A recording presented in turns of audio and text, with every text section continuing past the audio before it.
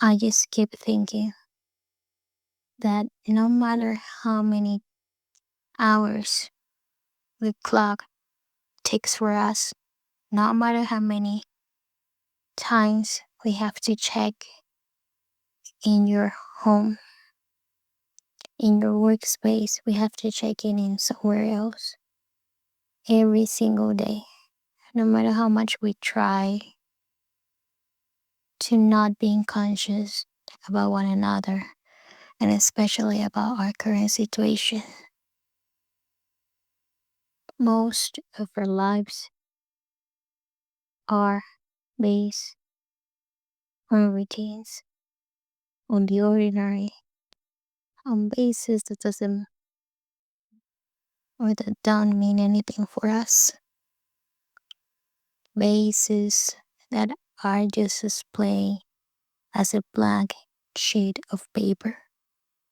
And we do have splashes, beautiful splashes of moments, splashes of songs, splashes of sunrises that somehow are making our lives valuable in small pieces, tiny pieces perhaps, but we are living because of moments, small doses of them from time to time. We are just living, carrying, and wishing for more of those little pieces. Is that somehow, somewhere, someone, our life itself is keeping our lives up and running, keeping us sane in some kind of way that we can say we are sane by small doses of moments we can call precious or at least worthy. Because the time keeps ticking, the time keeps running and doesn't wait for anybody. It just continues. And we have to, if we haven't decided not to, willingly. And those small pieces can be almost like doses of a prescription pill. The highest amount of dopamine we can have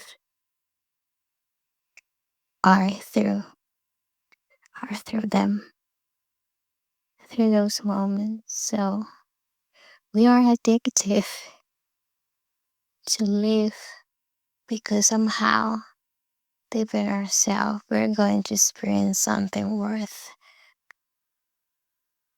our existence. And we can be thoughtful about it when we find out, when we find that we are addicted to things that aren't even the most space and percentage of our life inconsistency. You're addictive to live in somebody else's or self-made dreams,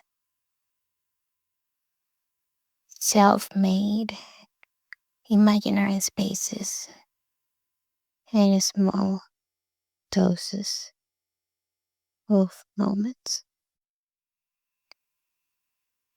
that bring us excitement, moments that made us be thankful, moments that made us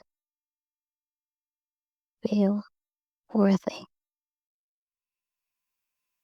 But that's the biggest addiction society has nowadays. Our biggest addiction is to find things that can make us stay, that can make us live another day. We're addicted to meaning and to saying, because sanity, we cannot leave it behind. The sanity comes with desire, desire for something or someone, desire that can lead us to more than, than we already have. Most of the population nowadays are a percentage of people that you don't even know or will never meet in your life. Actually, they are living and they are existing because of hope on an imaginary space. An imaginary space that isn't even in our own time and space, in our reality. But what is reality? What is reality? Is it a thing in your head? Is it a thing that comes into what we call soul? Is it the thing that makes your heart beat? Or is it the thing that we see? Of course, throughout the time, what we see have been told that it's not real. And other people will say that yes, it is. So what is your reality? What is keeping you worthy of telling that your existence is something valuable and appreciated? I remember a text that I was reading that I wrote some videos back, and it's when we go to a subway and we see, I always get amazed when I see so much lives together, because it makes me wonder what's going on in other people's situations, existence, lives. How are people dealing with everything, and how is everything going on for them? So many lives together, many stories together. And some people might think like our path are going to be crossed by so many people, and we're going to fed so many others without even knowing in our entire life. Uneasy. Sometimes I would like just to get immersed in those connections, those connections of time and life, because there are so many stuff going on each one's reality, taking all this into account. Now, people are telling us to be adaptable, to get immersed. That means to get immersed into other people's lives, way of thinking and realities. Having into account that we cannot even understand our own reality in full. So we just go in autopilot. We go there, waiting in the line for lunch, to get in the bus, to meet someone at the subway, to just go home, and to start something over and over again. And then, when we're close to finish that timeline, we tend to realize, like, what did I do with all my life? How this is making sense? I just did this over and over again for so many years. But what was the meaning of that? Right? What was the meaning?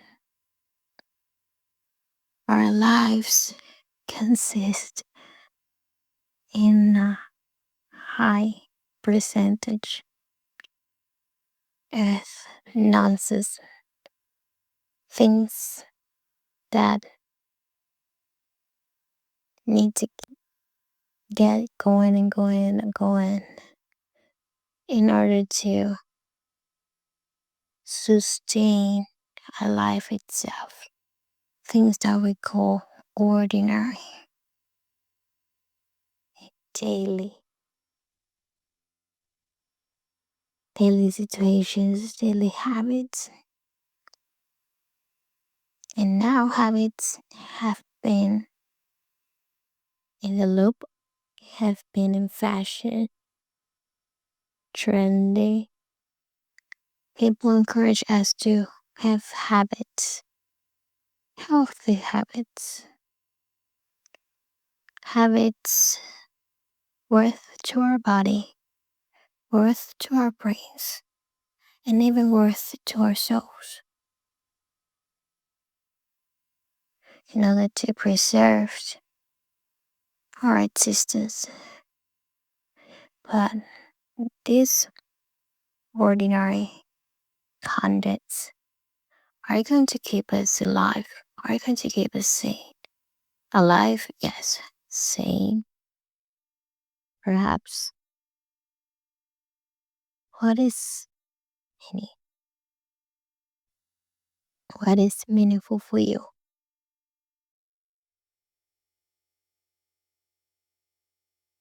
Believe me, some people, they are just hanging on a string to that last memory they preserve in their brains. That last memory where they were so happy, when they felt good with themselves in a way that they cannot let that memory go, that they cannot let that moment go. And it's so the need for that people might call it attachment, unhealthy attachment. But is it unhealthy when it's the only thing that is keeping you alive? It's the only thing that is keeping your last pinch of sanity ongoing. Is it insanity? Or is it a desperate move for salvation? When we stick to memories that we might think, "Well, this is something that happened to me and it's like a one in a million experience," or this is the time when I felt happy. This is the time when I felt loved. This is the time when I felt most excited. The time that I finally didn't feel sad. Are we guilty for sticking to those memories? I think we're not. Those are necessary to justify our existence. But again, when we think through it, we realize that there are part of a small percentage of moments and experiences that are truly worth it. The rest is a day-to-day basis list that we need to check. Is it enough, all the work that we're doing? Or is it worthy? All those day-to-day things that we do that doesn't increase our sanity in a huge way to our lives. Worthy for having finally those moments. It's like if I do this for around 20 to 30 years, at the end this is going to be worth it. Because I can have at least 5 years of enjoyment. Or if I do this, at least I can have like one vacation per year. Or if I do this, at least I can live just by myself for the next 6 months.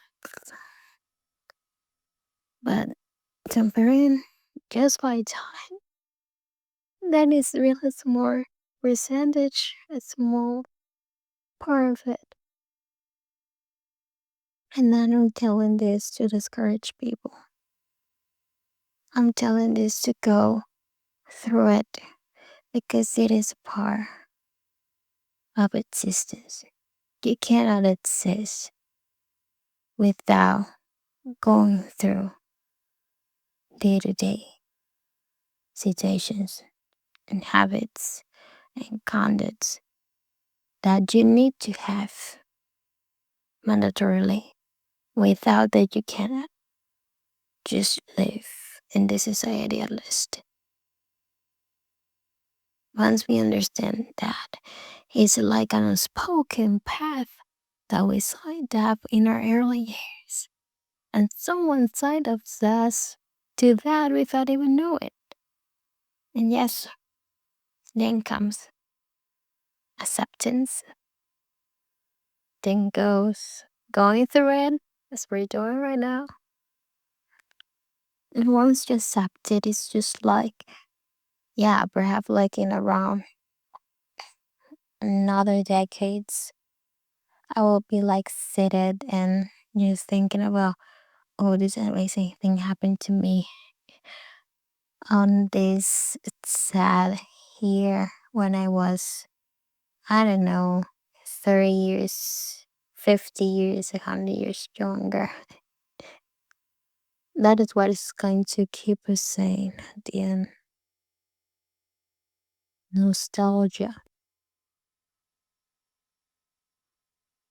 aches for more, echoes of desperation or echoes of enjoyment in the best of the cases. But we need those.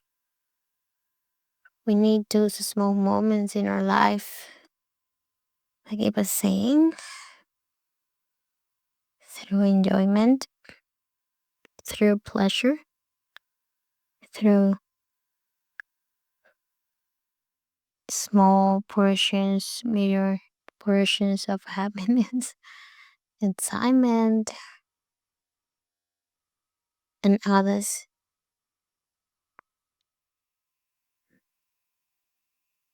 Believe me, not everything is transactional. Not everything is one thing or the other. Not everything has a side of a or a specific percentage. Everything can be calculated, but what comes after isn't always what we want to achieve or find.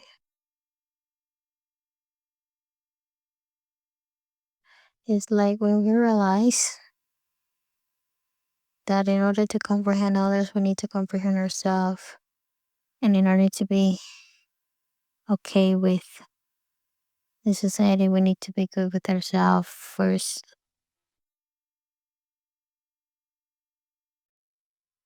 But yeah, let's just stick to the last memory of enjoyment that we have if we need to. And let's just stick to none from time to time because everything that will mean that everything is balanced and is okay. And no, not everything is going to be always okay. We say it because otherwise we couldn't be moving on to the end of a day, to the end of a week, to the end of a lifetime. In lifetime. I didn't want to bring up this topic once more, but I wanted to go deeper because last time I think I went more superficial about time and space, but this time it's not. It's just like we're so immersed in the ordinary that we just forgot that something like some things are just, yeah, are keep being extraordinary and will always be. some aspects, some moments, some memories, some people, some special situations. That's why they are called extraordinary. They don't happen often, and we tend to forget there are more precious moments are extraordinary, but somehow they're more than enough to justify your existence. Let me know what you think about this topic. Have you go through this, or you might just having this type of thoughts when you're like waiting on the subway to arrive, on the train station, or at the mall in a crowded like Saturday evening. Will be interested. But thank you so much for being here. Let me know what you think about it, and talk to you another time. Bye bye.